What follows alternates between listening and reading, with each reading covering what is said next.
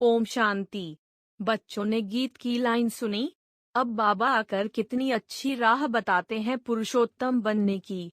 दुनिया में भी अनेक प्रकार की कॉलेज यूनिवर्सिटीज हैं, जहाँ भी पोजीशन के लिए पढ़ते हैं। फिर कोई क्लार्क, कोई मजिस्ट्रेट, कोई चीफ जस्टिस बनते हैं, पुरुषोत्तम पद पाते हैं। परंतु वह सब है कलयुग के लिए उत्तम पद। बाप आकर सतयुग के लिए उत्तम पद प्राप्त कराते हैं। यह है संगम युग। इसमें उत्तम ते उत्तम बनना है। मनुष्य जो भी नॉलेज पढ़ते हैं, वह उत्तम बनने के लिए। अब यह है रूहानी नॉलेज जो भविष्य के लिए है। यह संगम युग है, पुरुषोत्तम युग। चित्रों में जहाँ भी संगम युग है वहाँ पुरुषोत्तम जरूर लिखना चाहिए। हर एक चीज उत्तम बनाई जाती है। तुम जानते हो यह लक्ष्मी नारायण कितना पुरुषोत्तम है। उन्हों के जेवर वस्त्र आदि कितने शोभनिक होते हैं, तो ऐसे चित्र बनाने चाहिए। बाबा तो डायरेक्शन ही देंगे। बच्चे तो शहरों में घूमते फिरते हैं, उन्हों को ही ध्यान में आना चाहिए कि कैसे कैसे शोभनिक आकर्षण वाले चित्र बनाएं, जिससे भक्का अच्छा हो। बुद्धि में सारा दिन यह याद रहना चाहिए कि हम उत्तम ते उत्तम पुरुष बन रहे हैं। कौन बनाते हैं? सबसे उत्तम बाप। तो ऊंचते ऊंच श्रीमत है एक बाप की, वह बाप ही बताते हैं। श्री का अर्थ है श्रेष्ठ। श्री का टाइटल सिर्फ देवताओं को ही दिया जाता है। उन्हों की आत्मा और शरीर दोनों पवित्र हैं। उन्हों का जन्म भी पवित्रता से ही होता है। यहाँ कोई का भी जन्म पवित्रता से नहीं होता है। सिख लोग गाते हैं मूथ पलीती। बाबा आकर मूत पलीती कपड़ों को धुलाई करते हैं और उन्हों को मनुष्य से देवता बनाते हैं। देवताएं विकार से पैदा नहीं होते हैं, परंतु लोग समझते हैं विकार बिना दुनिया कैसे चलेगी। बाप समझाते हैं स्वर्ग में विष की पैदाइश होती नहीं। अभी तुम स्टूडेंट जानते हो कि हम आए हैं नर से नारायण बनने के लिए। इस राजयोग द्वारा हम राजाई प्राप्त करेंगे। अगर कोई फेल हो जाते हैं तो चंद्रवंशी में चले जाते हैं। तुम्हारी तो है रावण से युद्ध, परंतु दुनिया में यह किसको मालूम नहीं है कि रावण हमारा पुराना दुश्मन है। रावण का अर्थ नहीं जानते तो 10 शीश क्या हैं? तुम बच्चे जानते हो विकारों की प्रवेशता से ही भ्रष्टाचारी बन जाते हैं। सतयुग में सब श्रेष्ठाचारी हैं। बाप कहते हैं इस समय सब तमो प्रधान बुद्धि है, बिल्कुल अंधियारे में हैं। यह भी गाया हुआ है कि कुंभकर्ण की नींद में सोए हुए हैं। जब आग लगेगी तब जागेंगे। देखो तुम कितना जगाते हो फिर सो जाते हैं। मेले में तुम इतनी मेहनत करते हो, निकलते कितने हैं? कोटों में कोई। आगे चलकर बहुत वृद्धि होगी, तब मनुष्यों की बुद्धि खुलेगी। औरों के धर्म तो बहुत समय से पुराने हो गए हैं, तो उन्हों की वृद्धि होती है। तुम्हारा यह छोटा सा पुराना झाड़ है। वे लोग तो मांस मदिरा सब कुछ खाते हैं, विकारों में भी जाते हैं। कहा जाता है संग तारे कुसंग बोरे। सत का संग तो एक बाप का ही है। कौन सा संग तारेगा यह नहीं जानते हैं। गाते हैं नैया मेरी पार लगाओ खिवैया। हे बागवान, कांटों से फूल बनाओ, इस कांटों के जंगल से पार ले जाओ। अब फूल तो यहाँ बनना है, दैवी गुण धारण करने हैं, पुरुषोत्तम बनना है। खान पान भी शुद्ध होना चाहिए। जो चीजें देवताओं को स्वीकार नहीं कराई जाती हैं, तमोगुनी हैं, वह नहीं खानी चाहिए। सब्जियों में भी सतो रजो तमो हैं। आजकल तो मनुष्य गरीब है ना, ज्ञान भी गरीबों को लेना है। साहूकार लोग तो खूब पैसा उड़ाते हैं। बाइस्कोप देखना बहुत खराब है। अखबार में भी पढ़ा था कि फिल्म देखने जाना गोया नर्क में जाना। जितना बड़े आदमी होते हैं उतना ही गंद जास्ती करते हैं। इस समय पूरा वेश्यालय है। बाप आकर शिवालय बनाते हैं। सारा मदार है पवित्रता पर। प्योरिटी है तो पीस और प्रॉस्पर्टी भी है। रावण राज्य में कोई पवित्र हो नहीं सकता। यहाँ ही युद्ध की बात है। योग बल से ही तुम रावण पर विजय पाते हो। यहाँ कितने ढेर मंदिर हैं, परंतु बायोग्राफी किसकी भी नहीं जानते। शिव के मंदिर में जाकर पूछो शिव की बायोग्राफी बताओ तो कुछ बता नहीं सकेंगे। तुम्हारे में भी नंबरवार पुरुषार्थ अनुसार ज्ञान को जानते हैं। उत्तम, मध्यम, कनिष्ठ तो होते हैं। सारा मदार है पढ़ाई पर। आत्मा कहती है हम तो नर से नारायण बनेंगे। पढ़ाता तो सबको राजयोग हूँ, परंतु फिर भी पुरुषार्थ अनुसार उत्तम, मध्यम, कनिष्ठ बनते हैं, इसलिए बच्चों को पढ़ाई पर बहुत ध्यान देना चाहिए। शिव भगवान उवाच की योग अग्नि से तुम्हारे पाप भस्म हो जाएंगे और सतो प्रधान बन जाएंगे, इसलिए बच्चे याद की यात्रा को भूलो मत। अपनी दिल से पूछो कि हम प्रदर्शनी में ज्ञान तो बहुत अच्छा समझाते हैं, परंतु याद की यात्रा में रहते हैं, याद में फेल हैं, इसलिए वह अवस्था, वह खुशी कायम नहीं रहती। इस सब्जेक्ट में बच्चों को अभ्यास बढ़ाना चाहिए।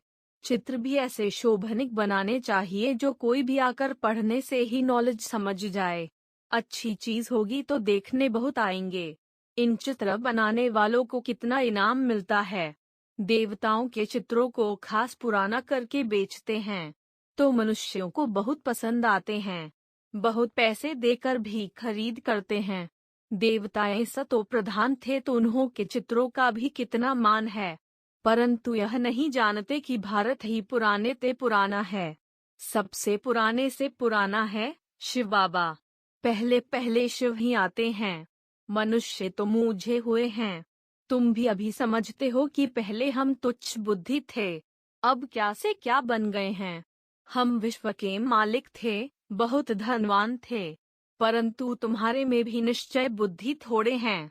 नहीं तो बच्चों को आंतरिक खुशी होनी चाहिए कि वाह हमने तो पूरे 84 जन्म लिए हैं। कम पढ़ने वालों को कम जन्म मिलेंगे। जो सूर्यवंशियों में आएंगे उन्होंने जरूर अच्छी पढ़ाई की होगी। यह पढ़ाई कितनी अच्छी है। रचता बाबा ही आकर रचना के आदि मध्य अंत की नॉलेज देते हैं। तुम त्रिकालदर्शी बनते हो। कोई से पूछो तुम त्रिकालदर्शी हो, तीनों ही कालों का तुमको ज्ञान है, तो कहेंगे यह सब कल्पना है। किसी एक ने कहा तो और भी कहते रहेंगे। अब तुम्हारी बुद्धि में सारा ज्ञान है और परमात्मा बाप है, यह भी तुम जानते हो। गीता में लिखा है कि परमात्मा का रूप तो हजारों सूर्य से भी तेजोमय है, परंतु ऐसा है नहीं। बाबा तो बिल्कुल शीतल है। बच्चों को भी आकर शीतल बनाते हैं। जैसे बाबा ज्योति बिंदु है वैसे आत्मा भी ज्योति बिंदु है। जैसे फायर फ्लाई होता है वह तो देखने में आता है, बाबा तो दिव्य दृष्टि बिना देखने में नहीं आता है।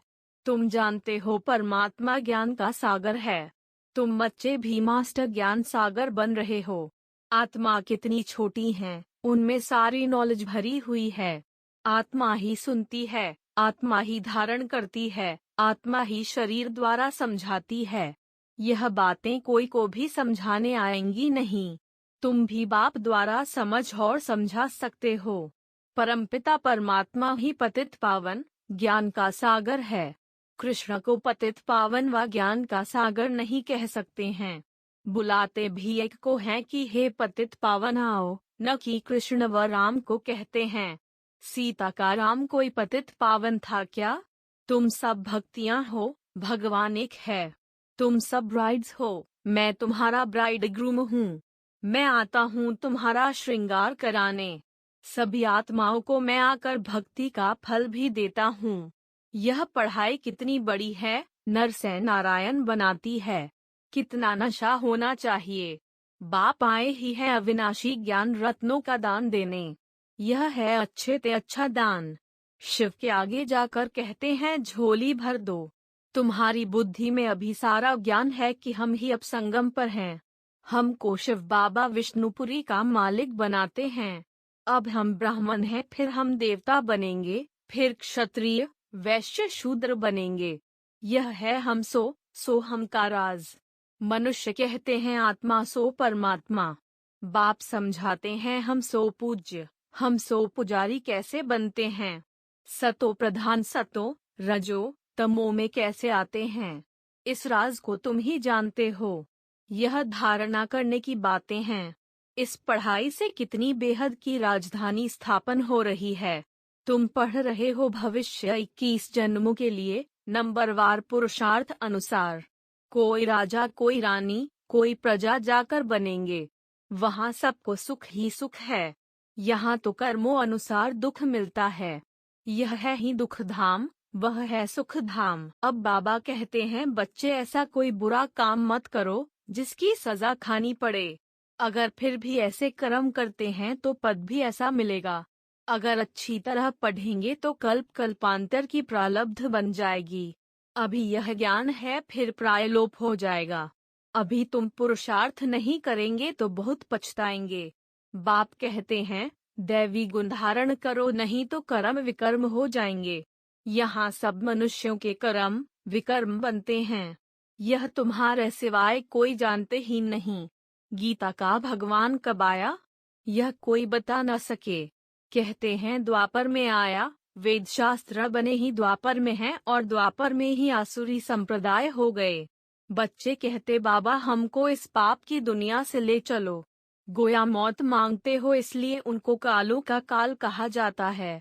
उन लोगों ने सिर्फ नाम रख दिया है अकाल तख्त, परंतु अर्थ कुछ नहीं समझते। जो बहुत ऊंच बनते हैं वहीं आकर नीचे भी गिरते हैं। तुम बच्चों को अब यह ज्ञान सारा समझ में आया है। यह बहुत वंडरफुल ज्ञान है। रचना के आदि मध्य अंत का ज्ञान कोई दे न सके। नहीं तो निराकार को नॉलेजफुल कहने से फायदा ही क्या, जब तक वह आकर ज्ञान न देवे। सब आत्माएं निराकारी दुनिया से यहाँ आकर पाठ बजाती हैं। अब भगवान को बुलाते हैं, उनको अपना शरीर तो है नहीं, बाकी सब आत्माओं को अपना अपना शरीर है। तो भगवान एक ही निराकार हुआ ना। बाप कहते हैं, मेरा नाम है शिव। मैं इनके शरीर में, इनकी भ्रकुटी में आकर बैठता हूँ। जैसे आत्मा आर्गन्स द्वारा बात करती है, वैसे बाबा भी इनके आर्गन्स द्वारा समझाते हैं। गाया भी हुआ है, भ्रकुटी के बीच चमकता है अजब सितारा। अब इन गुह्य राजों को तुम ही जानते हो। अच्छा, मीठे मीठे से कीलधे बच्चों प्रति मात पिता बाप दादा का याद प्यार और गुड मॉर्निंग। रूहानी बाप की रूहानी बच्चों को नमस्ते।